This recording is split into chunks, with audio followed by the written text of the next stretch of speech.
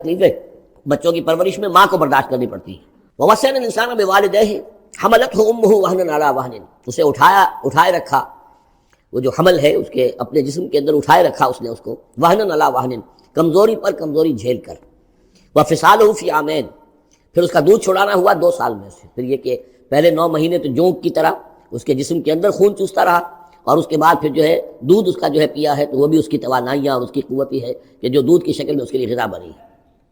انشکر لی ولوالدیک، کہ شکر کرو میرا اور اپنے والدین کا، الی المصیر، اور میری طرف تم کو لوٹ کر آنا ہے۔ اب دیکھیے جیسے میں نے وہاں عرض کیا تھا کہ سورہ عنکبوت میں اور اس میں بڑی مناسبت ہے ان دو میں، وہ مضمون اب یہاں بھی آ رہا ہے کہ اگر یہ 2 حق ٹکرا جائیں، ایک حق اللہ کا ہے شرک نہ کیا جائے، ایک حق والدین کے ساتھ حسن سلوک ہے، اب یہ ٹکرا گئے، والدین کہہ رہے ہیں شرک کرو، اب کیا کریں؟ وَإِن جَاهَدَاكَ عَلَىٰ أَن تُشْرِكَ بِي مَا لَيْسَ لَكَ بِهِ عِلْمٌ، اگر وہ تم سے جہاد کریں، تم پر دباؤ ڈالیں، تم سے لڑیں، تم سے جھگڑیں اور تمہیں مجبور کریں کہ تم شریک کرو اور شرک کرو میرے ساتھ ایسی چیز کا کہ جس کا تمہارے پاس کوئی علم نہیں ہے، فَلَا تُطِعْهُمَا، تو ان کا کہنا مت مانو۔ وہاں پر بھی یہ مضمون آ چکا، یہاں دوبارہ آ گیا کہ ان کے حقوق ایک حد تک ہیں، اس سے آگے بڑھ کر وہ اللہ کے حقوق پر ڈاکہ ڈالنے لگے، بازی بارش بابا ہم بازی، ان کے حقوق اللہ کے حقوق کے برابر نہیں ہو سکتے، ان کے حقوق اللہ کے حقوق سے فائق نہیں ہو سکتے، اس کے نیچے ہیں، تو شرک نہیں۔ البتہ یہاں یہ ذہن میں رکھیے کہ شرک صرف بت پرستی کو نہیں کہتے، لا تشرک، شرک کی کوئی قسم بھی ہو۔ اب اللہ کے کسی ایک حکم کو اگر والدین کہتے ہیں توڑو، اس کا کیا مطلب ہے؟ یہ شرک کا حکم دے رہے ہیں، اس لیے کہ آپ نے والدین کے کہنے پر اللہ کے حکم کی خلاف ورزی کی، اس کا مطلب ہے کہ آپ نے مطاع اور معبود والدین کو بنا لیا۔ نفس کے کہنے پر آپ حرام کے اندر منہ مار رہے ہیں تو آپ کا جو حرام جو دولت ہے وہ آپ کا معبود ہے، اور آپ کا نفس آپ کا معبود ہے۔ ارأیت من اتخذ الہہ ہواہ، کیا تم نے دیکھا اس شخص کو جس نے اپنی خواہش نفس کو اپنا معبود بنا لیا؟ تو شرک کا مفہوم جو ہے اس کا پورا وسیع مفہوم، اور جیسا کہ اس سے پہلے بھی تذکرہ ہو چکا ہے، اس پر الحمدللہ کہ میں نے تقریباً 20 سال پرانی بات ہے یہ، کہ میں نے اقسام حقیقت و اقسام شرک پر 6 گھنٹے کے کیسٹ جو ہے میرے وہ ریکارڈڈ ہیں اور موجود ہیں۔ تو اس حوالے سے اس کو یہ نہیں سمجھنا چاہیے کہ شرک سے مراد صرف بت پرستی ہے۔ وَإِن جَاهَدَاكَ عَلَىٰ أَن تُشْرِكَ بِي مَا لَيْسَ لَكَ بِهِ عِلْمٌ فَلَا تُطِعْهُمَا، لیکن دیکھیے یہ ہے اللہ تعالیٰ کی تعلیم، اس کے اندر کیا توازن ہے۔ اس کا یہ مطلب نہیں ہے کہ والدین کے سارے حقوق ہی ساقط ہو گئے۔ اگر والدین مشرک ہیں، تمہیں شرک کرنے کا حکم دے رہے ہیں تو ان کا یہ حکم تو نہیں مانو گے، لیکن ان کے ساتھ حسن سلوک پھر بھی کرنا ہے۔ والد تو ہے نا، وہ والدہ تو ہے نا، وَصَاحِبْهُمَا فِي الدُّنْيَا مَعْرُوفًا، دنیا میں ان کے ساتھ رہو بہتر انداز میں، صحیح انداز میں، خدمت ان کی کرو، اگر انہیں ضرورت ہے تو اپنا مال ان پر خرچ کرو۔ اس کے اندر یہ نہیں ہوگا کہ سارے حقوق ساقط ہو گئے، اب انہیں گالیاں دینی شروع کر دو یا ان کو جو ہے ستانا شروع کر دو، نہیں، لیکن اگر وہ اللہ کے حکم کے خلاف کوئی حکم دیتے تو مت مانو۔ وَاتَّبِعْ سَبِيلَ مَنْ أَنَابَ إِلَيَّ، اور پیروی کرو اس شخص کے راستے کی کہ جو میری طرف اپنا رخ کر چکا ہے۔ یعنی والدین کا اتباع نہیں ہے، والدین کی اطاعت نہیں ہے، والدین کے ساتھ حسن سلوک ہے۔ اطاعت ہوگی اگر اللہ کی اطاعت کے مطابق، اس کے دائرے کے اندر تو اطاعت بھی ہوگی، لیکن بالفعل اور آزادانہ کوئی اطاعت نہیں والدین کی۔ کہیں بھی قرآن مجید میں نہیں آیا اپنے والدین کی اطاعت کرو۔ کیا حکم دیا گیا؟ حسن سلوک، نیک سلوک، ان کی ضرورت، ان کی خبرگیری ہے، ان کی خدمت ہے، ان کی ضروریات کا لحاظ رکھنا، اس کا حکم ہے۔ باقی پیروی کرو اس شخص کی جس نے اپنا رخ میری طرف کر لیا ہے، وہ کوئی بھی ہے۔ پہلے انبیاء ہوتے تھے، انبیاء کی پیروی کرو، اب انبیاء نہیں ہے، انبیاء کے خادم ہیں۔ انبیاء کی امتوں میں جو شخص بھی اٹھا ہے دین کی دعوت لے کر، جس نے اپنا رخ کر لیا ہے، جس نے کہا میں چل رہا ہوں اللہ کے راستے میں، کون میرا ساتھی بنتا ہے؟ تو پیروی کرو اس کی۔ وَاتَّبِعْ سَبِيلَ مَنْ أَنَابَ إِلَيَّ، پیروی کرو اس شخص کے راستے کی جس نے اپنا رخ میری طرف کر لیا ہے۔ ثُمَّ إِلَيَّ مَرْجِعُكُمْ، پھر میری ہی طرف تم سب کا لوٹنا ہے۔ والدین بھی یہی آ جائیں گے میرے پاس، تم بھی آ جاؤ۔ فَأُنَبِّئُكُم بِمَا كُنتُمْ تَعْمَلُونَ، پھر میں تمہیں جتلا دوں گا جو کچھ کہ تم کرتے رہے تھے۔ اب یہاں بیچ میں جو آ گیا اللہ کی طرف سے آ گیا، یعنی حضرت لقمان کی نصیحت صرف ابھی ایک آئی تھی، یا بنی لا تشرک باللہ ان الشرک لظلم عظیم، اے میرے بچے شرک مت کرنا اللہ کے ساتھ، اس لیے کہ شرک جو ہے بہت بڑا ظلم ہے، بہت بڑی ناانصافی ہے۔ دوسری وصیت ان کی کیا ہے؟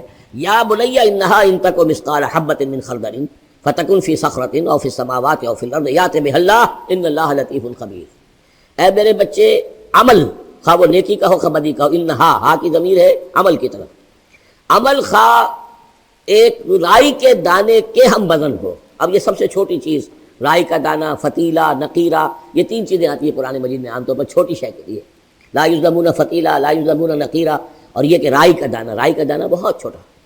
تو چاہے وہ نیکی یا بدی ہو، رائی کے دانے کے ہم وزن، اور پھر فتکن فی صخرۃ، وہ کسی پہاڑ کی، کسی چٹان کے پیٹ میں جا کر، کسی کھو کے اندر جا کر وہ عمل کیا گیا ہو، اور فی السماوات یا آسمانوں میں کیا گیا ہو. اب تو آسمانوں میں ہے نا, آپ خلا میں جا کر وہ عمل کر رہے ہیں, تو پھر اب تو انسان جو ہے وہاں تک پہنچ گیا ہے.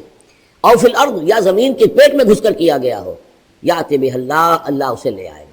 یعنی انسانی اعمال, انسان اشرف المخلوقات ہے, اور انسانی اعمال ایسی گھٹیا چیز نہیں ہے کہ ایسے ضائع کر دے اللہ, چاہے وہ نیکی ہے چاہے بدی. فمن یعمل مثقال ذرۃ خیرا یرہ ومن یعمل مثقال ذرۃ شرا یرہ. لیکن عمل ضائع نہیں ہوگا, چاہے وہ رائی کے دانے کے برابر ہو, پھر چاہے وہ کسی چٹان میں گھس کر کیا گیا ہو, کسی پہاڑ کی کھو میں کیا گیا ہو, چاہے وہ خلا اور فضا کی پہنائیوں میں کیا گیا ہو, چاہے وہ زمین کے اندر سرنگ کھود کر کیا گیا ہو. یات بہ اللہ ان اللہ لطیف الخبیر, یقیناً اللہ تعالیٰ باریک بین ہے, باخبر ہے. اب دو چیزیں آ گئیں, اللہ کے ساتھ شرک نہیں, اور اعمال کے بارے میں دیکھ لو نیکی اور بدی کے نتائج نکل کر رہیں گے. اس سے آگے باس بعد الموت کا یہاں تذکرہ نہیں ہے. اس سے بعد جنت اور دوزخ کا, اس لیے کہ یہ چیزیں معلوم ہوتی ہیں پھر نبی کے بتانے سے. اصولی طور پر جو چیز حکمت سے انسان جہاں تک پہنچ سکتا ہے وہ دو ہے, ایک خالق اور اس کے ساتھ شرک نہ ہو, اور نمبر دو اس اعمال انسانی ان کا ضرور بدلہ ملے گا. اب اس کے بعد تیسری بات, یا بنی اقیم الصلاۃ, نماز قائم رکھ. یعنی جس اللہ کو تم نے پہچان لیا ہے, اب محض ایک مرتبہ پہچان لینا کافی نہیں ہوگا, اسے یاد رکھنا ضروری ہے, ورنہ شیطان تمہیں ورگلائے گا, تمہیں ادھر ادھر سے جو ہے تمہارا نفس تمہیں غلط راستے پر ڈال دے گا, جب تک کہ یہ ایمان باللہ مستحضر نہ رہے ذہن کے اندر. اور ایمان باللہ کو مستحضر رکھنے کے لیے ذکر ہے جو ہم پڑھ چکے ہیں, اتل ما اوحی الیک من الکتاب واقم الصلاۃ ان الصلاۃ تنہی عن الفحشاء والمنکر. لہذا اب نماز کون سی تھی وہ ہم نہیں جانتے, لیکن کوئی ذریعہ ایسا ہونا چاہیے کہ تم اللہ کو یاد کیا کرو. یا بنی اقیم الصلاۃ, اور نمبر 4 وامر بالمعروف وانہی عن المنکر, اور نیکی کا حکم دو اور بدی سے روکو. یہ بھی تمہاری ذمہ داریوں میں سے ہے. یہ بھی انسان کی یوں سمجھیے کہ اس کی انسانیت, اس کی شرافت, اس کی مروت کا تقاضا ہے کہ وہ اپنے جو ابنائے نو ہیں, جو بھی انسان ہیں, ان کی بھلائی کے لیے کوشاں ہوں. اور سب سے بڑی بھلائی ان کی, اور سب سے بڑی خدمت یہی ہے کہ انہیں برائیوں سے روکا جائے اور بھلائیوں کی دعوت دی جائے. وَاصْبِرْ عَلَىٰ مَا أَصَابَكَ, اور یہ بھی جان لو کہ اگر یہ امر بالمعروف نہی عن المنکر کرو گے تو تکلیفیں آئیں گی, مصیبت آئیں گی. پسند تو کسی کو نہیں ہے کہ آپ اس پر تنقید کریں. اگر آپ کسی بچے کو بھی سڑک پر کھیل رہا ہو, گلی میں کھیل رہا ہو, اگر آپ اس سے کہہ دیں کہ بیٹے یہ کوئی کرکٹ کھیلنے کی جگہ نہیں ہے, کسی کی گاڑی کا شیشہ توڑو گے تم, تو آپ دیکھ لیجئے پھر کیا آپ کا وہ اس کو کیا جواب دے گا آپ کو. اسی لیے آپ بولتے ہی نہیں ہیں کہ اب لے کر وہاں سے نکل جائیں. تو کسی کو بھی نصیحت پسند نہیں ہے, حق کڑوا ہے. لہٰذا آپ اگر حق کہنا ہے اور نصیحت کرنی ہے تو پھر تیار رہو کہ وہ ممکن ہے تمہیں پلٹ کر گالی دے دے, وہ کہے کہ تم پہلے ذرا اپنے دامن کو دیکھو تمہارے کتنے دھبے ہیں. اب جو بھی ہو برداشت کرو. اور اگر کوئی بڑی بات ہے, اگر فرعون کے سامنے جا کر حق کہو گے تو وہ تو کہے گا کہ میں تمہیں جیل میں ڈالوں گا. تو اس طریقے سے یہ وَاصْبِرْ عَلَىٰ مَا أَصَابَكَ, پھر جو شے بھی تم پر آئے اس پر صبر کرو. إِنَّ ذَلِكَ مِنْ عَزْمِ الْأُمُورِ, یقیناً یہ چیزیں ہیں جو بڑی ہمت کے کاموں میں سے. گویا کہ وہ چاروں چیزیں اس میں آ گئیں. وَالْعَصْرِ إِنَّ الْإِنسَانَ لَفِي خُسْرٍ إِلَّا الَّذِينَ آمَنُوا وَعَمِلُوا الصَّالِحَاتِ وَتَوَاصَوْا بِالْحَقِّ وَتَوَاصَوْا بِالصَّبْرِ. یہاں اصطلاحات ذرا علیحدہ ہو گئی, تواسی کی بجائے امر بالمعروف نہی عن المنکر آ گیا. صبر جو کہ تو ہے, باقی ایمان اور وہ تمام چیزیں اعمال صالحہ میں سے نماز آ گئی, والدین کے ساتھ حسن سلوک آ گیا. آخری دو آیتیں ہیں وَلَا تُصَعِّرْ خَدَّكَ لِلنَّاسِ, اور دیکھو اپنے گالوں کو پھلا کر مت رکھو لوگوں کے سامنے, یعنی تکبر اور غرور اس انداز میں رہنا. وَلَا تَمْشِ فِي الْأَرْضِ مَرَحًا, اور تم زمین میں اکڑ کر نہ چلو. ان اللہ لا يحب كل مختال فخور, یقیناً اللہ تعالیٰ کو جو اکڑنے والے ہیں, اور یہ مختال بنا خیل سے. خیل کہتے ہیں گھوڑے کو. گھوڑے کی چال میں ایک تمکنت ہوتی ہے, تو جب انسان بھی بڑی تمکنت کے ساتھ چلتا ہے تو وہ گویا کہ اختیال بن گیا. لا يحب كل مختال فخور, شیخی خورے, فخر کرنے والے, اکڑنے والے اللہ کو پسند نہیں ہے. یہ مضمون سورہ بنی اسرائیل میں بھی آ چکا ہے.